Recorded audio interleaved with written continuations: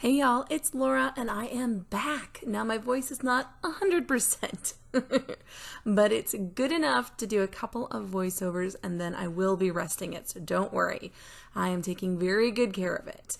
So welcome back. Welcome to this is for the 16th of September, which of course was a couple of days ago, but that's okay. We're getting caught up. I'm going to have two videos up today, the 16th and the 17th, and then tomorrow we'll have both the 18th and 19th, and we will be all caught up for Scraptember.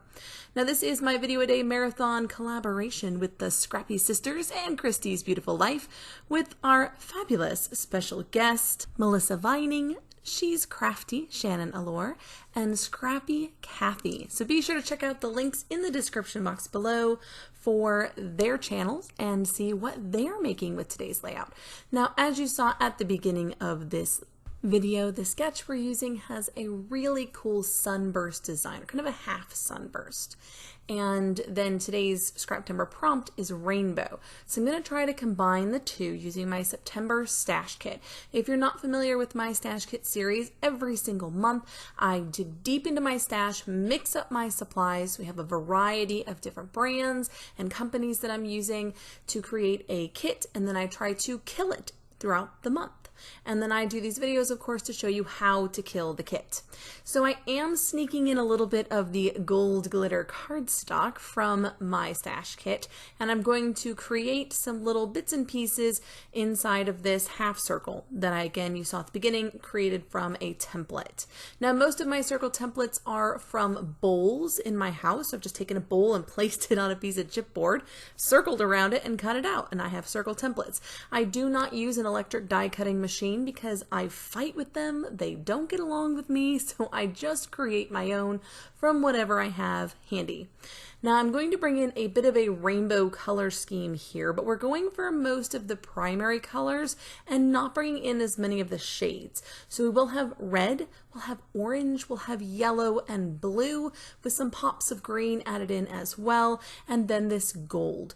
But I'm not going to try to bring in indigo and violet and all of those colors because they're not in my kit. And so I'm getting as close to rainbow as possible with my very school themed kit for this month. Now, these photos happen to be of my youngest son, and he is reading a summer reading book, which is school related, but not entirely school. But I thought I could sneak this one in here because reading and school themes sort of overlap pretty nicely in the Scrappy world, and it's one of the reasons I love school-themed collections. So for this month's stash kit, I mixed together a lot of Bella Boulevard Pop Quiz and Simple Stories School Life. These are an old and new school collections, and I think they blend together really well. One of the reasons I really liked these two in particular is because they're not just primary colors, they have secondary colors mixed in, which I really appreciate. I find primary colors alone to be very limiting, and I like to expand my kit with a big variety of colors so that it's easy to use with photos that are on theme and that are not on theme. You'll see some not on theme tomorrow, or later today actually.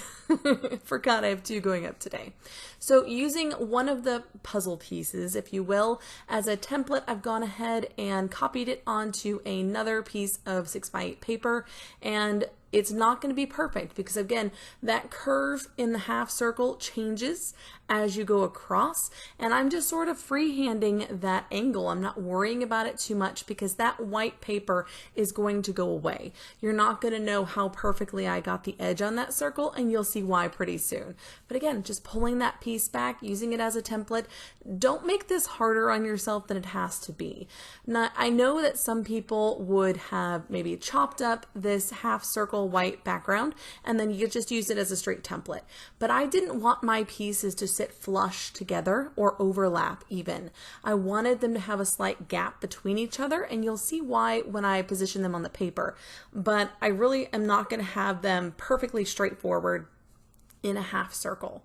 And so to create this design, I had to get a little bit creative and just sort of hand cut things, just sort of eyeball it and go with it. I think that's a really useful way to create things, not worry about perfection, not worrying about doing it perfectly right every single time, and not expecting that every layout's going to be your favorite.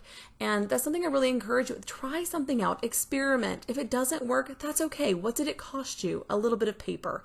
And paper is the least expensive supply in our craft. And so if you're going to experiment with anything, let it be with your paper. So now I'm back down to the gold. I've repeated the red and decided to do gold on the other side of it. So I have gold at the bottom, then red, and then the 3 different colors at the top. And the reason that I did that is I just wanted a little bit of repeating pattern, but I also wanted a little bit of spice mixed in, a little bit of variety as well, something you're not expecting. And that little unexpectedness is kind of a fun and interesting way to do this particular design, because your eye goes, okay, gold, red, yellow, blue, orange, and you hit orange and you're kind of expecting to go back to gold, but I went to red instead. And it sort of makes it feel cohesive and also not. And you'll see when I put my photos on top why I chose to do this. And the main reason is because it creates balance across the page where the photos sit. So right where the photos sit, they're in the center, there's balance, but there's a little bit of interest at the top. So it's just a different way of approaching the design, and I really, really like how it came out. Now I'm just making sure that these will line up properly the way that I want them to, make sure my spaces make sense before I go ahead and pull them off of this template. Now they are going to be going onto a piece of patterned paper. This is not going to be a white cardstock background. And here you can see we got my 2 photos. It's created that nice balance across the page there right behind my photos. That's what I was going for. So this beautiful wood grain is in my stash kit, and I don't remember where it came from, but it is gorgeous. And so I'm just going to slip this behind my template, pull out that white piece, and just sort of affix these back in. As you're going to see, they're not going to go in perfectly straight. Some of them are going to stick out. Some of them are going to be a little wild. Some of them are going to be tucked in. And the idea there is I don't want it to feel perfect. I want it to feel sort of messy and kind of random, but also makes sense. And I think finding a balance between those 2 features is a bit tricky, but it's something that I enjoy trying to do anyway. So now that I've got everything roughly where I'd like it to go, I'm going to go ahead and bring in my T-square ruler, and I'm just going to line up these 2 gold pieces at the bottom so that I know those are nice and linear straight across, creating that base. And then I'll shift in and tape down the rest of my pieces to fit in the rest of the space. And this way I know exactly how much space I have to work with, and I don't have to wonder if I get to the other side, is it still going to be straight? And so I can just mess with my pieces a little bit, make sure they're where I want to be, and then tape everything down in place at that point. I don't use my T-square ruler this way super often because I don't really mind if things are sort of wonky and not perfectly straight. But if that's something that's important to you, this type of ruler is extremely helpful. As you can see, that little head on the left side of the page helped it to line up to the edge. So you're definitely getting a straight line. So now that I've got everything taped down, I want to go ahead and mat my photos. Now, I'm really not looking for a full photo mat here. I've already got white cardstock around both of my photos. And so what I'm deciding to do is instead to add a little bit of text paper peeking out from the top and the bottom. Now I don't need to use a whole piece of paper back there. I've just got this little scrap that I'm going to cut in half, put half of it underneath on the top, half underneath on the bottom. Tricky. Looks like I've used a whole piece of paper, and I have not. Now, quite often when I do a layered background, in this case, the layers don't overlap, but there is, of course, quite a few pieces layered onto the background. I am going to go ahead and outline it. And the purpose for this is it gives an appearance of a shadow, which helps it to pop off of that background and feel a bit more 3D. Because we're dealing with very flat mediums here, we've got paper on paper. Having that outline, having that shadow really helps things to stand out on the page and give you some dimension without actually having to add foam underneath of the pieces or big pieces of cardboard or something to lift them up. They can remain flat, but they don't look flat. So it's a little trick of the eye, a little optical illusion, if you will. And I really, really like doing that with this sort of background. Now I brought in a couple of gears from Scrap and Happy Studio. Those little epoxy flare that I'm gonna keep on the page. I'm gonna use some round elements to mimic this half circle in the background. I'm going to bring in some of this Bella Boulevard Pop Quiz sticker sheet here, and I've added a little border that says school rules underneath of his photos. Just thought that was kind of cute.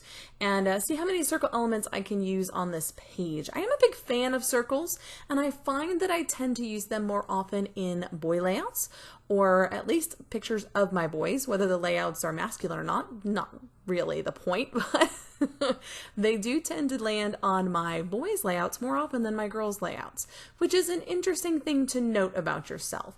So let me know, is there a particular shape that you associate more with masculine layouts versus feminine layouts? For me, it's quite often circles and stars. I tend to lean more towards my boy layouts for those, whereas like hearts and hexagons, I actually tend to lean more towards my girls, which is really, really interesting and something that I just have noticed. Now, bringing back the Simple Stories sticker sheet, I found this really cool banner, and I really liked the idea of having this underneath of the photos and along the edge of that half circle, sunburst, whatever you like to call it. It gives it a really nice linear base.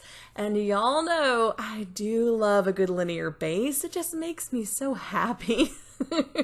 There's also a lot of detail in that banner, and I think that's really helpful when I'm going to be keeping my embellishing fairly simple. I'm just going to throw a couple bits and pieces up into the sunburst itself, and that'll be about it. I'll put some journaling lines underneath of my title to make sure I can talk about what he's reading and why he's reading it. This is for his summer reading project that he has going into 6th grade.